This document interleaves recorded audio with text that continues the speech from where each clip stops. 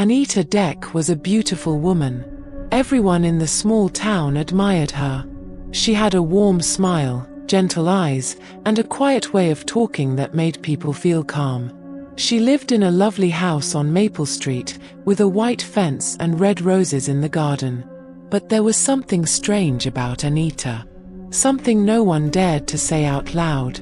She had been married 6 times, and all 6 husbands had gone missing. The police had investigated. Friends and neighbors had asked questions, but no one found anything.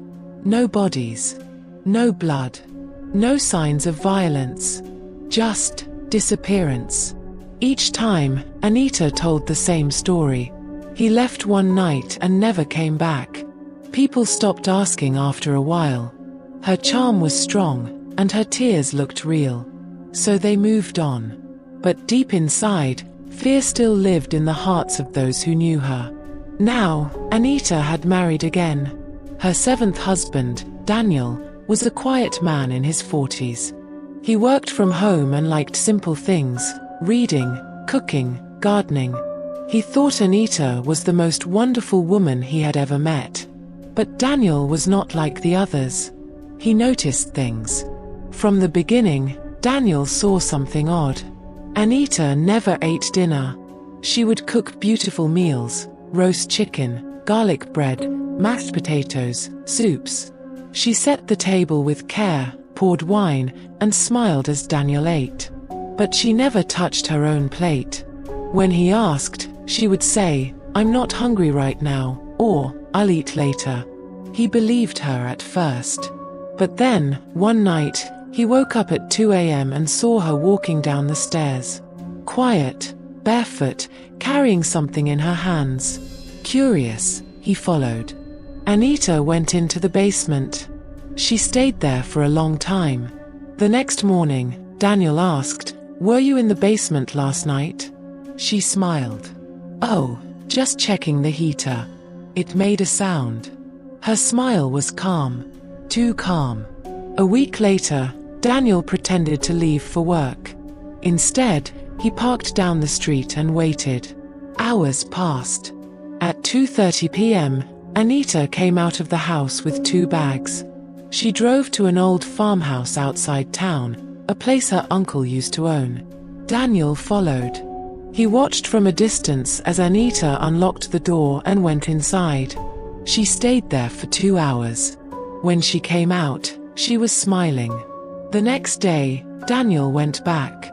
The house was locked, but he found a broken window at the back. He climbed in.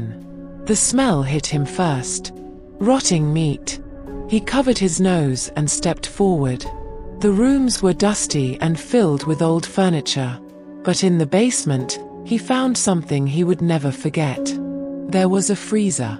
Inside, wrapped in plastic and marked with names, were body parts. John, leg.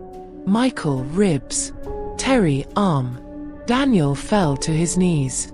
He ran home, heart pounding. That night, Anita made steak for dinner. "It's a special cut," she said. "Tell me how it tastes." Daniel stared at the plate. His hands were shaking. He didn't eat. He needed a plan. He couldn't just call the police. What if they didn't believe him? What if she knew? So he waited. Watched. Took pictures. Recorded everything.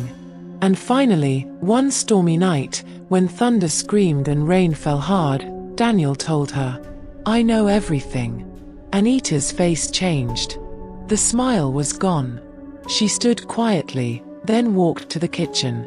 Daniel thought she was going to cry or scream, but she came back holding a knife. "I was hoping you'd be different," she said softly. Then she ran at him. Daniel barely escaped. He fought her off, locked her in the house, and ran to the neighbor's place. The police came within minutes. They searched the farmhouse. The freezer was there. So were the names. Anita Deck was arrested. The town finally knew the truth. The woman with the lovely smile wasn't lonely. She was hungry. But not for food, for something darker, more twisted. The dinner table had always been an empty ritual, a prelude to the night. Anita would sit there, pretending to eat, but always leaving her plate half-finished. Daniel had noticed this oddity, and now it haunted him. The house was quiet, too quiet. Only the ticking of the old grandfather clock echoed in the hallway. The storm outside had faded into a soft, unsettling hum. But inside, the air was thick with something else, something sinister. Daniel couldn't sleep. His mind raced with the awful realization that he was only days away from becoming her next meal, her next victim. Anita's smile, so perfect, had been nothing but a mask. Beneath it was a hunger that had consumed 6 men before him. And he was next. As he walked down the dark hallway, the shadows seemed to move, watching him, waiting. He stopped outside her door. It was slightly ajar, and the faint scent of something sweet yet sickly filled the air. Anita was there, sitting on the edge of her bed, her back to the door. He could see the outline of her figure in the dim light. She turned slowly, her eyes locking onto his with a strange, knowing look. "You can't run," she whispered, her voice barely audible over the soft rain tapping against the window. Daniel's breath caught in his throat. He took a step back, his mind screaming for him to leave. But his legs felt like stone. He couldn't move. He was trapped. Anita stood up, her movements slow and deliberate. She walked towards him, her bare feet gliding over the floor, making no sound. The air around her felt colder, as though something had just shifted in the room. "You think I didn't know what you were doing," she said softly, almost lovingly. "You were investigating me, weren't you? Trying to find out my secret. But what you don't realize, Daniel, is that you've already become a part of it." Daniel's pulse quickened. His hands were shaking, but his feet felt frozen to the floor. There was no escape now. He could feel her presence drawing closer, the weight of her dark power pressing against him. The room seemed to close in around him, and his thoughts were jumbled. "Why?" he asked, his voice barely a whisper. Anita's smile widened, a dangerous gleam in her eyes. "Because, Daniel," she said, her voice suddenly sharp, "I was hungry." Before he could react, the world around him spun. His vision blurred, and he could hear her laughter, soft, sweet, but laced with malice, as the darkness swallowed him whole. The next morning, the house was eerily silent. Anita walked into the kitchen, humming softly. On the counter sat a plate of freshly prepared food, just for one.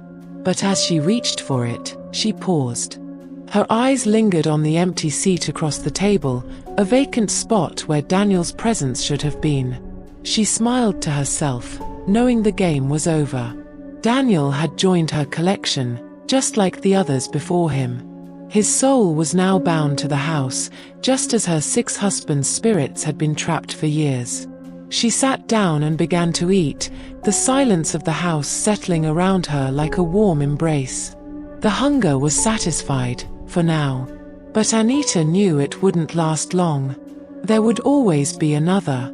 There was always someone else who would walk into her home, unaware of the darkness lurking within. And when they did, they would find themselves in the same place as the others, trapped, hungry, and alone. Forever.